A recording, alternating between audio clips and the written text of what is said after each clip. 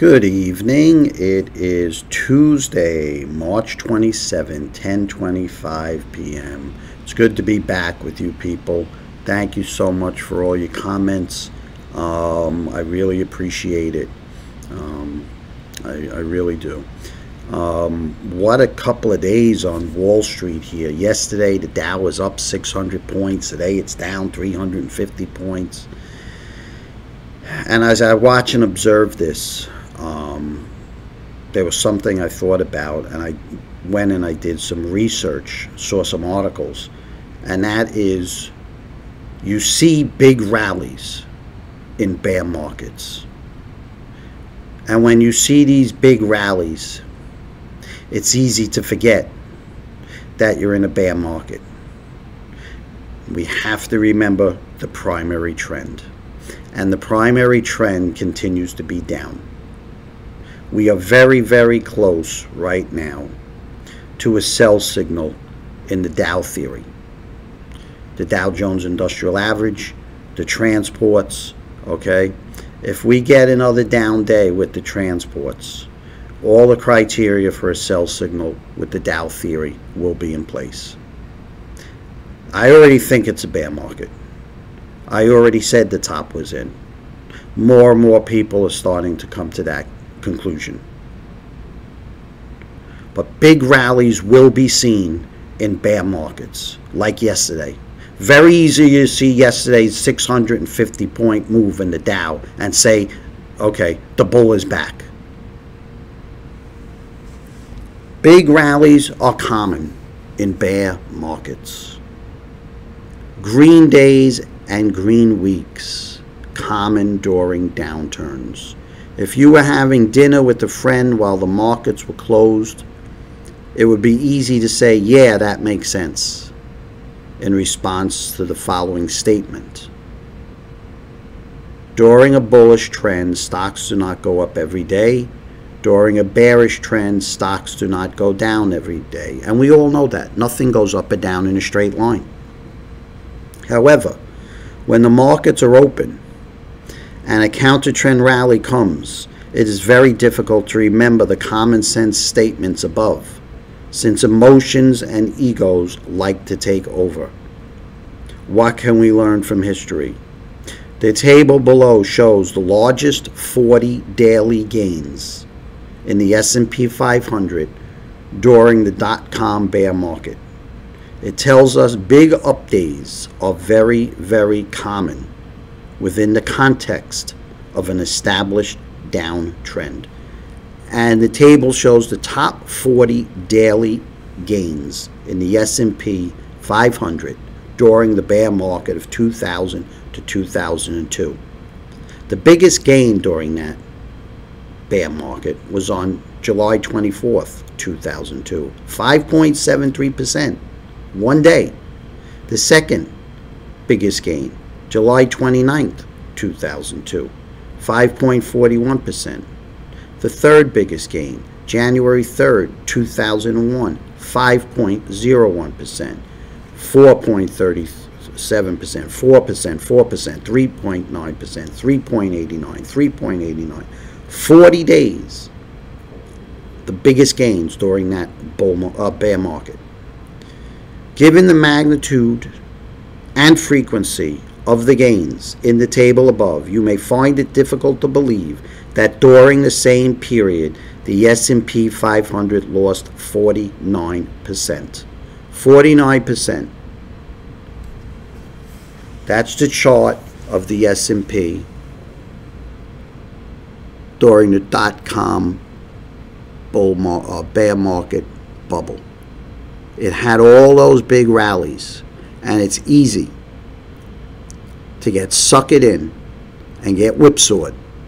But we have to remember, bear markets, they go down a slope of hope. So I wasn't worried about yesterday's big move. And today's move down, I think, was very, very negative. How do the trends look in 2016? The chart shown in this week's video helps us better understand the context of recent green days in the stock market. The chart speaks for themselves. Now, it goes on to say, how about the financial crisis? The results paint a very similar picture.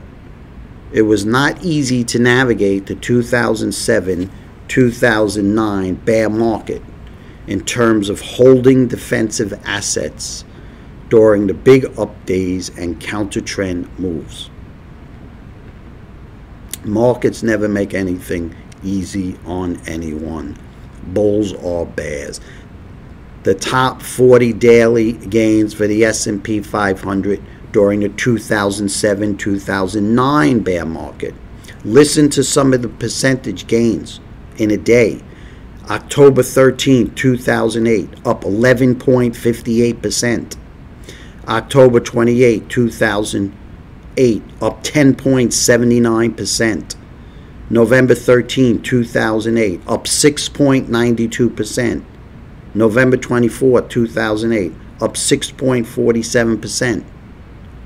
6.32%, 5.42%, 5.14%, 4.77, 4.35, and on and on and on it goes. Now, this is very interesting, people. During both bear markets, the primary trend drove the outcome, rather than the counter-trend green days shown above.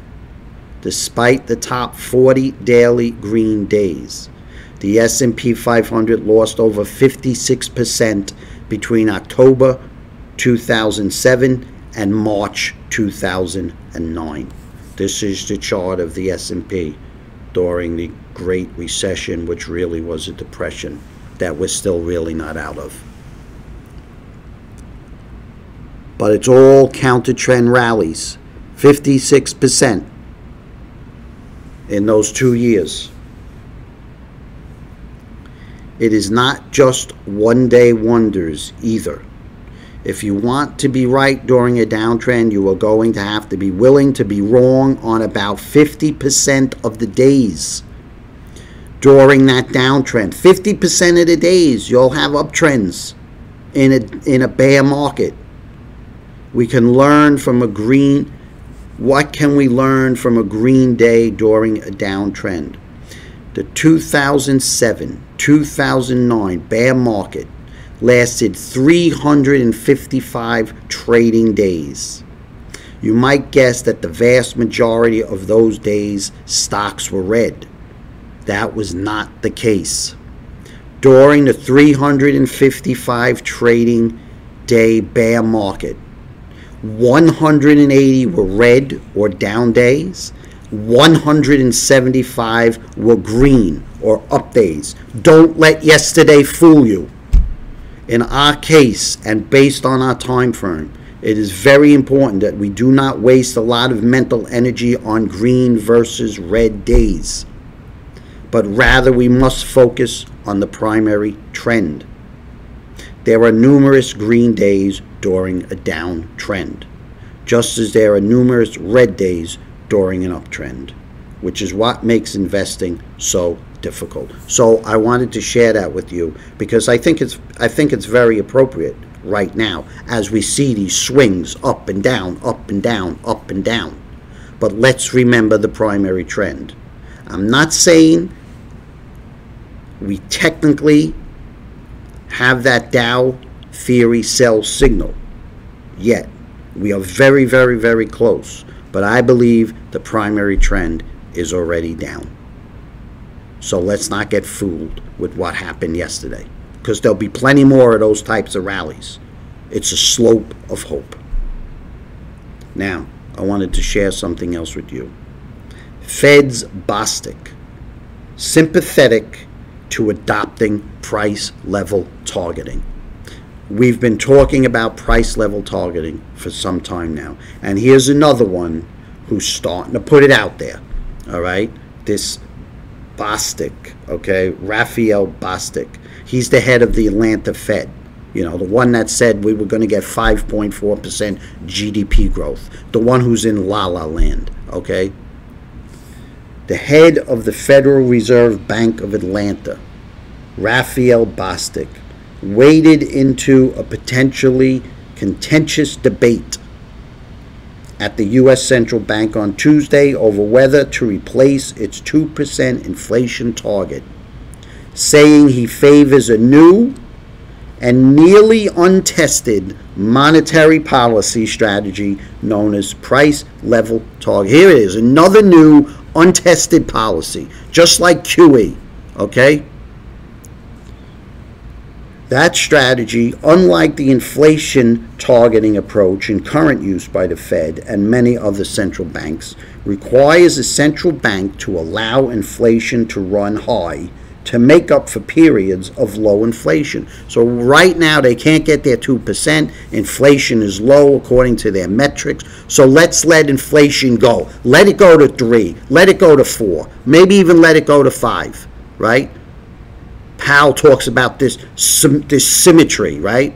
Well, we're below 2, so it's okay if we go above 2, and we've been below 2 for so long, it's okay we go above 2 for so long. This is where it's going, okay?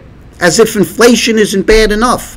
They're going to ramp it up because they know another recession is coming, okay? The yield curve is starting to invert. They're putting their money into bonds today. The 10-year went down. The 30-year went down. Okay, they can't raise rates much more without inverting this yield curve. I am going to add myself to the list of people sympathetic to a policy framework that has a form of price level targeting at its center, Bostic said in a post on the Atlanta Fed's blog. Fed Chair Jerome Powell has so far given little indication he is interested in a wholesale rethinking of the Fed's 2% inflation targeting framework. But a majority of Fed policy makers have said they support at least having such a debate, arguing that the Fed may need a new source of firepower to combat future recessions because interest rates are expected to be generally lower than in the past, and that's that neutral rate, right? It'll be lower for longer. So they need more firepower to combat future recession. Never mind, let the free market take care of it. No, they need more firepower. They need more tools, right? New and untested tools to boot. Because lower interest rates mean the Fed has less scope to deliver stimulus just by cutting interest rates. They say that adopting a new framework could make it easier to attain the Fed's dual goals of stable prices and full employment. Former Fed Chair Ben Bernanke and San Francisco Fed Chief John Williams are among advocates for a switch to price level targeting. The approach has been used only once on the global stage by the Central Bank of Sweden in the 1930s. And this is what they want to go back to. Critics say it would be difficult to implement in part because the public would not readily accept high inflation. It's already high. I don't know where they're looking.